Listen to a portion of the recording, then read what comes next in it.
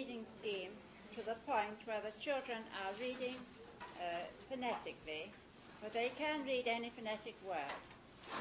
And we've started the grammar scheme, which goes parallel to the reading scheme, and which we introduce as soon as the children are reading the longer phonetic words. Now, having worked with the phonetic reading material for a certain time, then the children get to the point where they need to be introduced to the main rules in English spelling. Now, in the beginning, we could have used an extra symbol, made up new symbols, as we did from time to time. Anyway, we could have used extra symbols for the extra sounds. Remember, I said that English, being composed mainly of the Teutonic languages, plus Latin and languages derived from the Latin, but containing words from almost every language on earth, you see, has many more sounds than a language like Italian, which is purely phonetic, but then it's a very, very much richer language. See, well, now, instead of making extra symbols for these extra sounds, we combined symbols. And when we put certain symbols together, we gave them a new value. There will be between 20, 30 of these that the children need to learn. And so we will need material which will help them to master these. It is not, considering how difficult some languages are from the point of view of learning to read and write, English is one of the easier languages. See?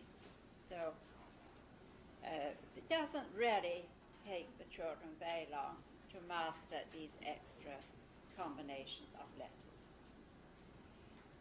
One of them would be SH. You see, whenever we see S and H together, we give it a new value, sh. It's a sign of a Teutonic word. See? These spelling rules also show us where the word originated. See, it's one of the Teutonic sounds. CH is always, see, OW. That's a little troublesome because it can be either ow, like in wind, or it can be o. Ow as in crown or cow, or o as in window or bow. See? So sometimes the children have to try both until they're sure. Now, when we are going to introduce these words to the children, again, we must always remember to isolate the difficulty, or don't let's call them difficulties, we never do with the children. We teach them as though they were interesting facts. We isolate whatever it is we are teaching. So first we must choose many words which have that SH in them. Now, you're going to suggest some of these words to me. I'll write them on the board, and then we will examine the words to see which of them would fit the scheme. Now you tell me any words you can think of with SH.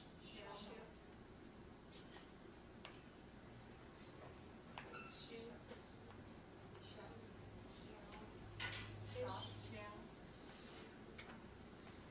Hush.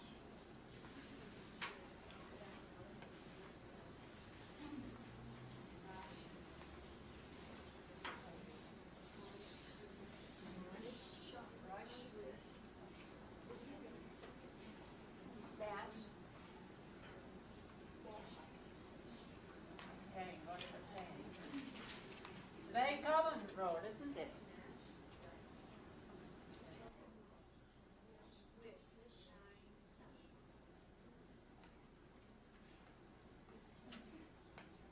Slosh. Slosh. Well, that would do for us to look at, I think. Shepherd. Don't be afraid of longer words. No. This word is for phonetic except for the SH. You see, you have, we call them phonograms. Do you call them diagrams? You call them phonograms too. Well, the SH is the new rule that is being taught. And the rest of the word is phonetic, IPA. You see? So what we're going to do is we're going to choose all the words which are phonetic except for the SH. So that would be a good word for our scheme. But now shoe, we have the SH, and then we have a second, very rare case, you see, of that being oo instead of ah. Now, if the child didn't know that, he wouldn't be able to read the word. And so we wouldn't use that word. See? We are only going to use words which contain the SH, but which are otherwise phonetic, because we don't want extra problems. See? Fish, that's phonetic, SH, so that would be all right. Shell, sh, F-O, that's all right. What about hush? Yes, that's phonetic. What about sheep? No, you have a second phonogram, you see. And if he hadn't learnt that phonogram, he wouldn't be able to read the word. So that would be no good for our box. Brush? Yes, usher. Bush? No, that's a very irregular U, isn't it? One of those 20,000 irregularities. So we can't use bush. Rash? Yes. Wish? Yes. Slosh? Yes. Shepherd? No, we have two. The PH, which sounds F, and the no, that PH sounds P there, doesn't it? No, there it doesn't. No, sorry, that's all right. It's the ER that doesn't. No, there, that PH is. So that wouldn't do. So two. So four of those would be no good for the scheme. Now that is the key to having a successful reading material.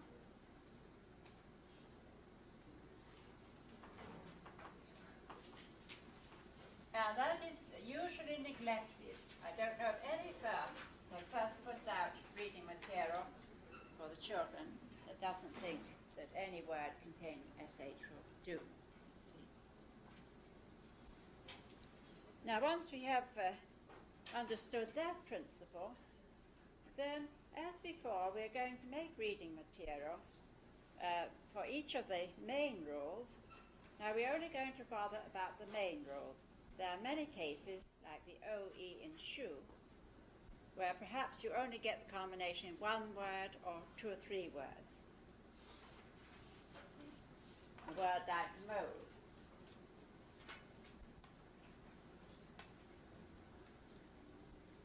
You see, that's a very rare sound for AU. You don't have to worry about it.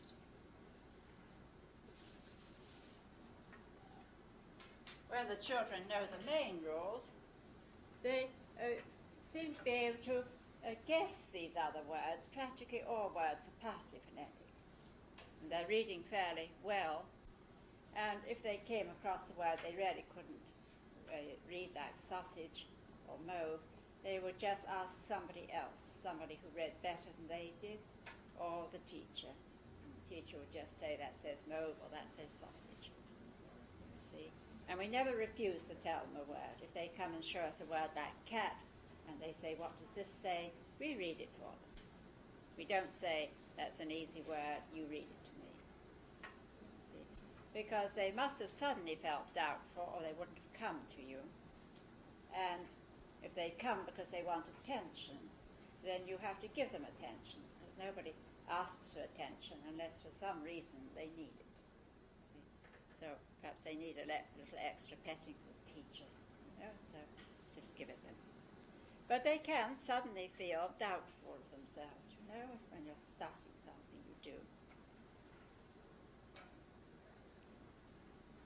And then very often they will be able to guess a word because it only makes sense in a particular context. Now, the first way we would give the child the rules would be by collecting pictures, whose names contained a phonogram like SH, but were otherwise phonetic. And we have a box for each rule, each main rule, for which we can find pictures. There are a few that you won't be able to find pictures for. And you write the phonogram very clearly on the lid of the box. This good, clear writing. Remember that so often teachers label things in a tiny writing that a child really can't manage. Here it says double E, see? And here is A-E. Well, that dash stands for a consonant. You remember we saw that rule when there was any vowel, a consonant, and then E. The E became silent, and the vowel took the name. So here we explain that to the children. That is A, but they don't read the A. So a box for each of the main rules for which you can find pictures. Now, you see my material is all color-coded in green, so that once you have introduced the children to one of the green boxes, then they know they can use any of the green material.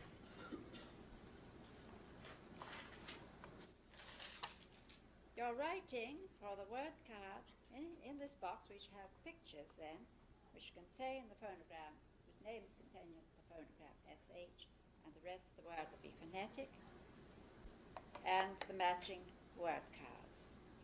The writing can get a little smaller now. We had that approximately half-inch writing for the first reading. The children now have been reading quite a bit. Their eyes have got accustomed to reading, and the writing can be still clear, quarter an inch or a little more than quarter an inch between your lines. Not too small, but they can adapt to the smaller writing. Now, the teacher would take a box to the child's table, would show the child the phonogram on the cover, would explain whenever we see these two letters together, we call them sh. See, we don't say s, we say sh. Can you say that? That's right. Now, perhaps you remember. Now, let's see what pictures we have. Here we have brush, shell, ship, fish, dish. As many pictures as you can find. And then you would show the child the card, and he would read shipper, shipper, ship. All right, we're going to put that at the ship. Would you read this one? Sh-e-o, sh-e-o. Shell, yes. Put it by the shell.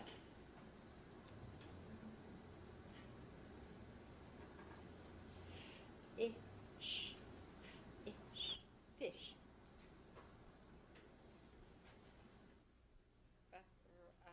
Brush. Dish. And so with you beside him, to help if necessary, he reads the words and matches them to the pictures. And then if he's understood, pick the pictures up, words up again. Now, you could do that by yourself. If you forget which letters make the phonogram, you only have to look at the box lid, and there it is for you. So the child will read the words, match them to the pictures.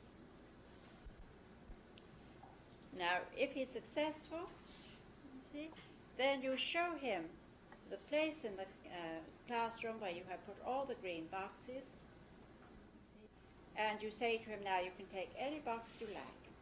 See, it's all here for you to read, but when you don't know the sound on the cover, then you just bring me the box and I'll tell you the sound. We never limit him to one box. We never say you have to be able to have learned one box before you go on to the next. That really slows up the progress, especially of the children who would like to go quickly. So if the child wanted to read this box, you bring it to you, it wouldn't take you a minute to just say those two letters together are called E. That's E. Can you say it for me? E. That's right. You can go and read it.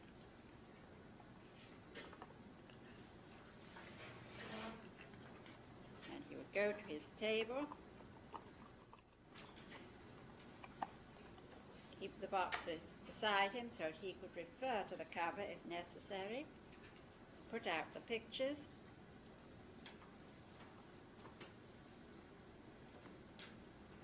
Here we have feet, tree, bee, greens, reel, coffee pot. And the child would read B.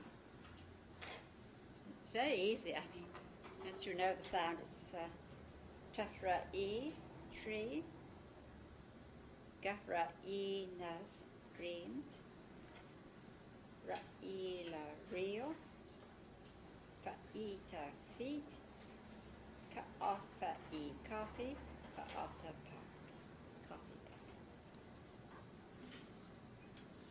So any pictures you can find.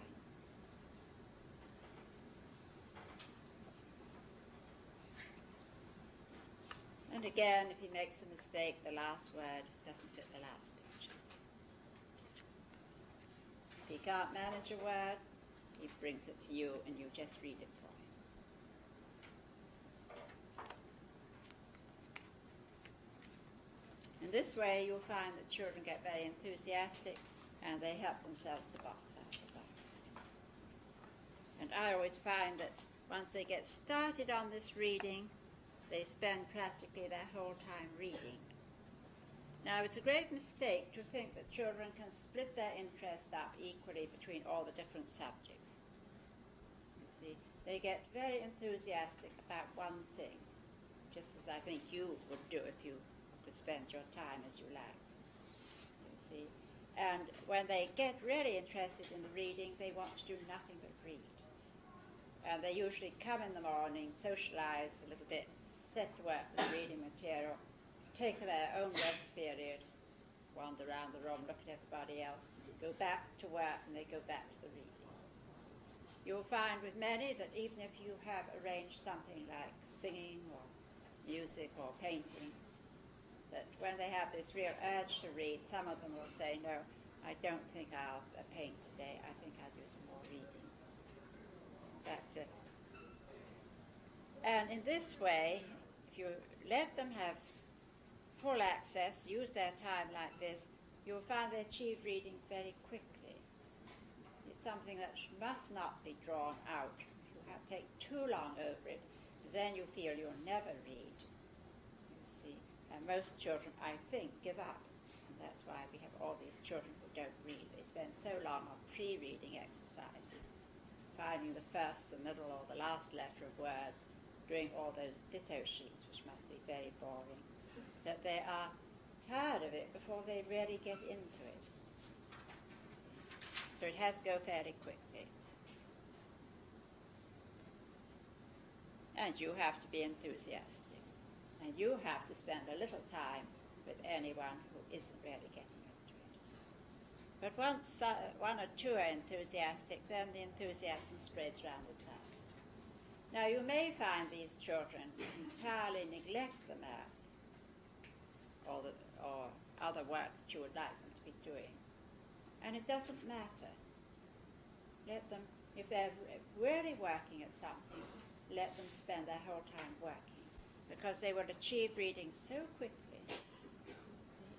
And then, having learned to read, they will spend perhaps 6 months doing nothing but read. But that's fine, provided you give them books that are worth reading. throw away all those rather poor storybooks and give them books on the special subjects like history, geography, and so on, so that when they read, they do also amass a great deal of information. And then when you have little group lessons in nature or history or geography, then there is material they can work with afterwards on their own to take them deeper into the subject, which involves reading and writing. And then you will find that you never have to teach spelling. Teaching spelling, I think, makes bad spellers. They begin to worry. This memorization never helps. But if when you're in this early period, when you take things in through your senses, then you read a good deal, you find that you can then spell because you have taken things in by eye. And you spell because you have never been worried about the spelling. I think having the main rules separate in this way helps spelling. And then I find if I don't worry my children about spelling, that by 6.5, 7, they really spell extremely well because they have taken it in by sight. And nobody could possibly teach all the oddities in English spelling. You have to take them in by eye. You see? So they will do a great deal around this reading scheme. They will copy words. They will begin to write because they have something to say. They will begin to write alongside the special subjects, see, because they want to write. And again, they mustn't be overcorrected or overcriticized.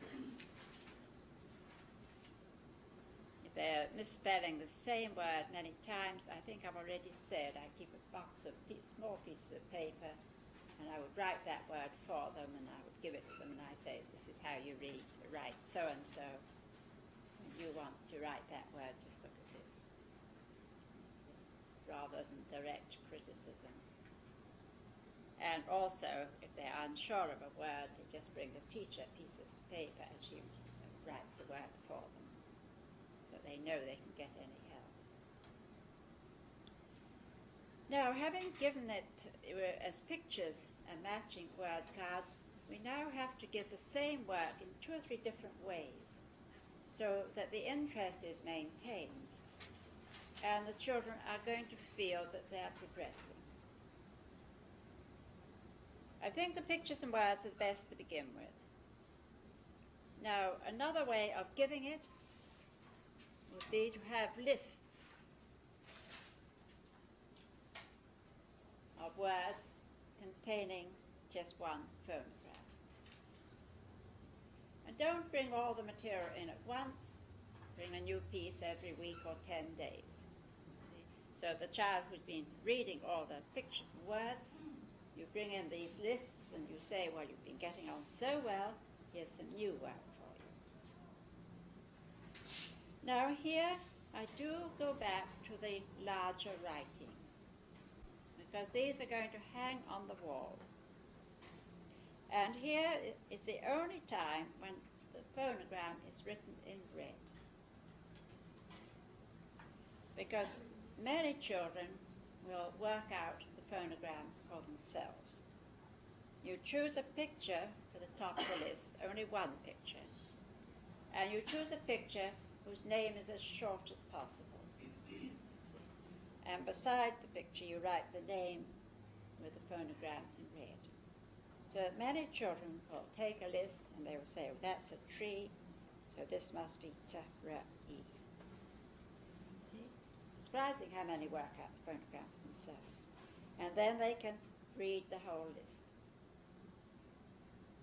And here you can have words which are not nouns, because you're not having to find pictures. But the same technique applies. You have words which are phonetic, except for the phonogram. Here's another. See, the picture here is saw, and there's only a 3-letter word, breaks into 2 sounds, s and o. The child will see that's a saw, and he will be able to say to himself, that must be saw. So that must be or. They don't all do this, but many of them do. And the ones that don't, then they can just bring you a list and you can tell them the phonogram. So either way, they work that for themselves or you tell them the phonogram. And then they can read the whole list.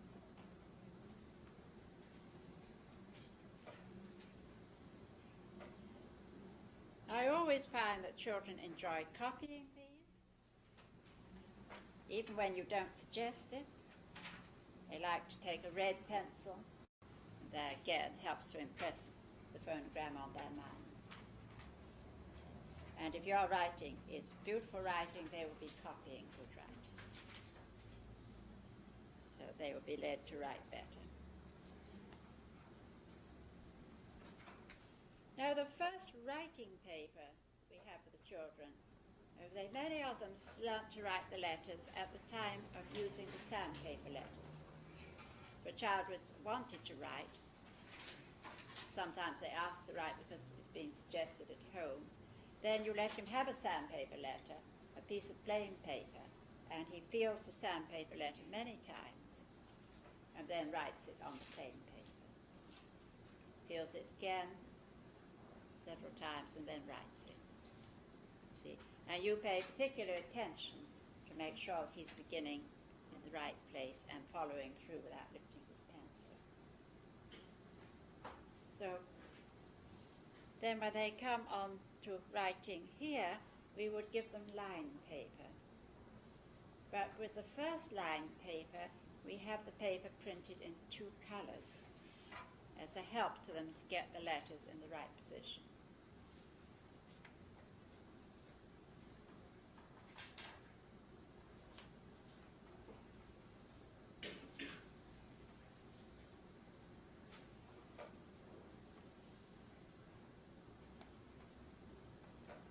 Those 2 lines would be the ordinary ruling, and these 2 lines would be red.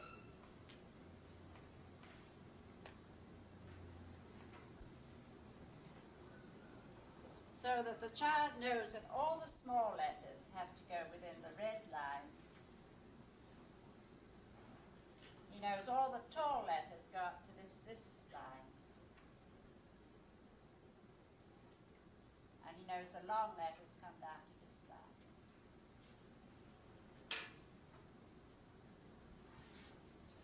That's a real help to them when they first write.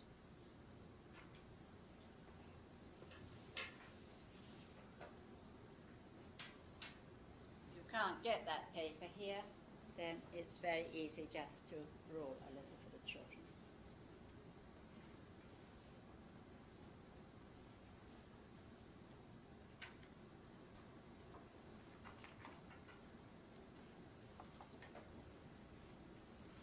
Now, a third way is to have small booklets.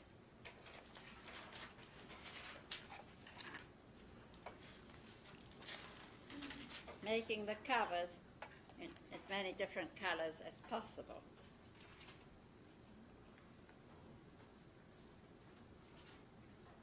And the phonogram is either written on the cover or just inside the cover. And then, this is one that says OW. See, it's rather a shiny cover, so it's written, the OW is written inside the book. And then, on each page, there's one word that contains the OW, but is otherwise phonetic. It's the OW which sounds O. O, snow. L-O, low. F-L-O, flow. B-O-O, blow.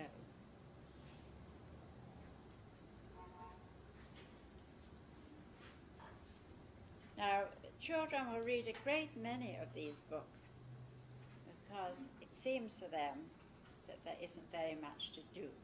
See?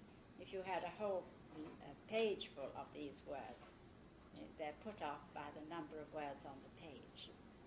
Now here we have the SH. One word on each page. Ship, dish, shall, shrug, wish, and so on. It's a big group. And of course you can have words which are not nouns, words from which you cannot get pictures.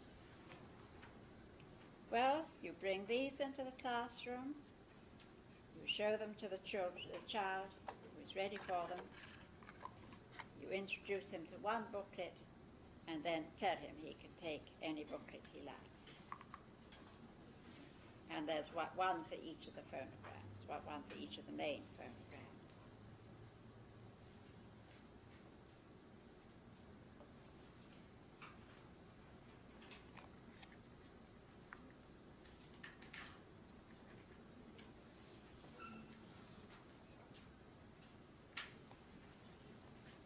Again, with some children, these are the most popular thing. It's really something also that will appeal to everybody's taste. This is ER, fur, butter, duster, slipper. I usually leave a page at the end of a book, or 2 pages, because very often a child comes to you and says, I know a word that isn't in your book. And if they do that, you say, well, tell me which word it is. All right. Well, I'll write the word for you on this piece of paper, and you can go and add it to the book. And this is a great incentive to them to notice language. And any child who adds a word probably takes the book round and shows all her friends. That's my word, I thought of that. You see, and everybody else begins to think they can add words too. In fact, in some of my reading books, you will find those are the names of books I had used for the children. You'll find the children have, there's a sentence in one that a child had added. You know, if you'll see it at the end. And I often find little bits of cardboard put in my boxes with a picture. And a child just mounts the picture and writes the words and adds it to the box without asking you anything about it, you know. Now, if they suggest a word which has a second difficulty, they often bring a picture of a sheep, because that's very easy to get, and they put it into your SH box. You can't say to the child, we're not going to use that word. You just accept it, even though it has 2 difficulties. And in this way, the children get very aware of language. See, very aware of words, very interested in words. And that's what you want to happen, isn't it?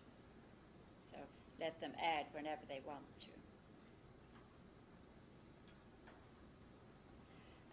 Very often I find that the children want to make these little books themselves. So if you have the paper and the stapler in the classroom, it's easy for them to make a book. In fact, I once had a little girl who entirely learnt to read by using these books. She was a late reader. She was in my 7 to 8 year old's class, and very slow child. And she, for some reason, was fascinated with these little books. And she made herself a complete set, writing them out very laboriously. And there are about 40 at least of them. And then she came to me and said, my sister wants a set. And she made a second set. And I thought, well, I couldn't believe it. She was so persistent. She spent all her days writing them out. And then she came and said to me, my friend wants a set. So she spent her whole term making those little books. Really, she was quite a good reader by the end. You never know what will appeal to a child. Some take to one thing, some take to another. Now, it's one thing in English that we have certain groups of words, groups of letters, which give the same sound. We have, for example, 5 ways of making E, the E sound. N-Y on a long word sounds E, like mummy, daddy, penny, teddy, and lily.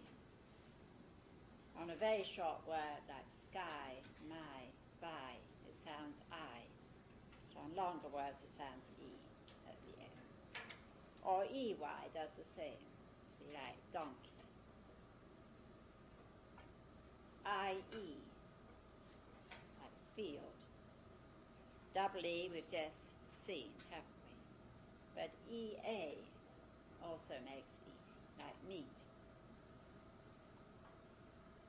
So now we bring in packets in which the whole group is written on the outside of the packet. It's a help to the children to have these as a group after a certain time, not in the beginning. And inside the packet you have one list for each way of making E. Those are the words that end in Y. Candy, 60, inky, happy, sunny, jolly, 50, sandy. It's a very big group. Words which end in EY. Abbey, alley, valley, donkey, hockey, jockey, cockney, key. Not quite such a big group. The double E, the IE, field, yield, priest, brief, fiend, grief, peer, tear. But they're phonetic except for the phonogram.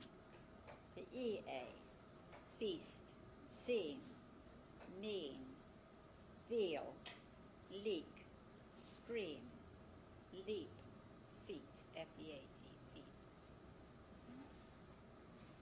So that you will bring these in, you would show one packet to the child, and always do show it as though it was something miraculous, you know. You know, isn't it wonderful? We can make E in 5 different ways. We could also have the rule where you only, there are not many words for it, where the E consonant E makes E. It's yet another way. There are not so many words. There are all those ways of making E. Go through and then we take out a list. You see, now that's one of the ways. You see, here it is. There it is on the packet. That says E. Now you could read all those words. Now you can read all the lists in there. And it is interesting to the child to see there's so many ways of making E.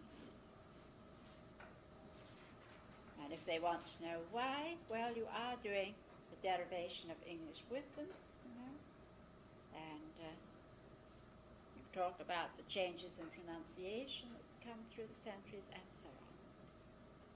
Or the fact that in different parts of England, people had a very different accent and pronounced words differently.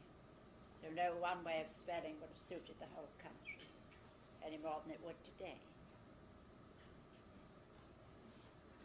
And so they get a real introduction to the way their language grew. And that also is exciting to them. And in history, you tell them about the Saxons that gave us about 35% of our language, about the Latin, the Romans and the men who came from Normandy who gave us about 40%, the Greeks. It was 2% Greek, but that's going up because all our new scientific terms are taken from the Greek, and so on.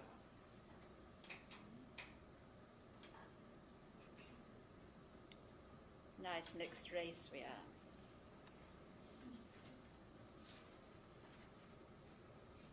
Well,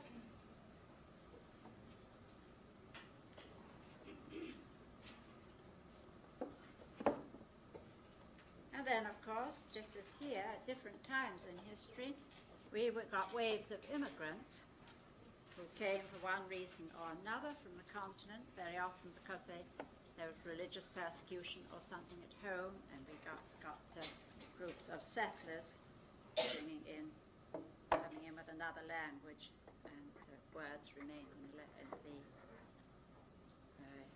became anglicized and remained forever with us. Now we have alphabets, which are much smaller and are kept in partition boxes. And we have these alphabets in different colors. Here I have red and blue, but there's green and yellow. One time they were made in purple. That was the children's favorite. At different times they get made in different colors. Nice to have about 4 boxes, because then the children can choose 2 colors that appeal to them. The letters are much smaller. The small letter is an inch, and then the taller letters are twice that, you see, or the longer ones. So they can be kept in alphabetical order. Very often in using these, the children get to know the order of the alphabet, which they will need to know.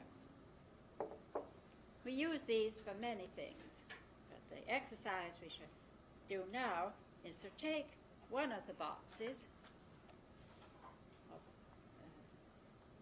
Shall we take one which has double E? And when the children have done a certain amount of this work on phonetics, we would show them this exercise. Now, for most children, we take out the pictures, leave the words in the box.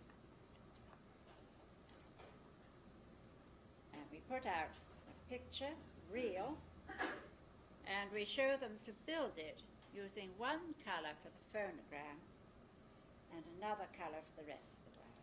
I'll use blue for the phonogram and red for the rest of the word.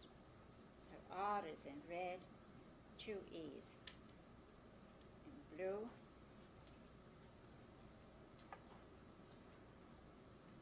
and the L in red.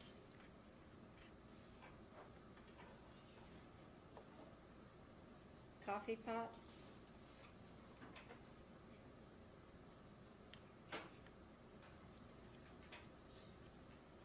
C, O,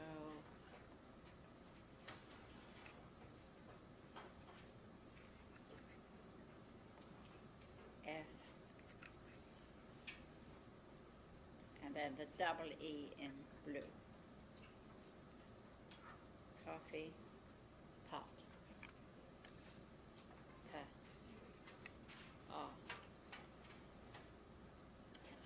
This work is done on the table, so they do not need a mat. You see that when the large alphabet was used on the floor, that was when we used the mat. Greens.